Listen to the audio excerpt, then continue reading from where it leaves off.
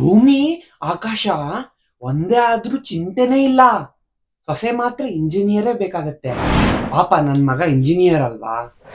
ಎಲ್ಲರನ್ನೂ ನೋಡಿ ಇಂಜಿನಿಯರ್ ಆಗಿದ್ದೀನೋ ನಿಜ, ಆದ್ರೆ ನನ್ speciality business, especially home management.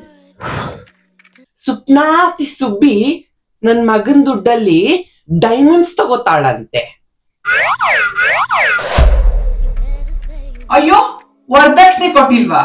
ಎಲ್ಲ ವಸೂಲಿ ಮಾಡ್ತೀನಿ ವಿತ್ ಇಂಟ್ರೆಸ್ಟ್. ಬರ್ತಾ ಬರ್ತಾ ಚಡ್ಡಿ ಇಟೇ ಆಗ್ತಾ ಇದೆ, ಮೈ ಮೇಲೆ ಬಟ್ಟೆನೇ ನಿಲ್ಲಲ್ಲ ಅನ್ನತ್ತೆ.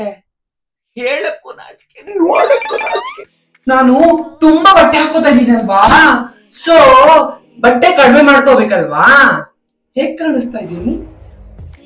ದಿನಾ ಬೆಳಗ್ಗೆ ಬಿಸಿ ಬಿಸಿ ಉಪ್ಪಿಟ್ಟು, ಮಧ್ಯಾಹ್ನ ಬಿಸಿ ಬಿಸಿ ಮೊಸರನ್ನ ತಿಂತಿದ್ದ ನನ್ ಮಗ. ಈಗ ಸುಡ್ಗಾಡು ಪಾಪ್ಕಾರ್ನ್ ತಿಂತಾಳಂತವಳು.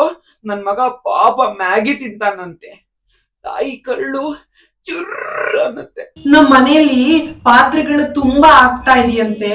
ನಮ್ ಕೆಲಸದವ್ರಿಗೆ ಪಾಪ ಪೇಮೆಂಟ್ ಜಾಸ್ತಿ ಕೊಡ್ಬೇಕಾಗತ್ತಲ್ವಾ? ಇಂಜಿನಿಯರ್ ಸೊಸೆ ಬೇಕಾಗಿರೋದು ಸೊಲ್ಯೂಷನ್ ಕೊಡ್ತಾಳೆ ಅಂತ ತಾನೇ.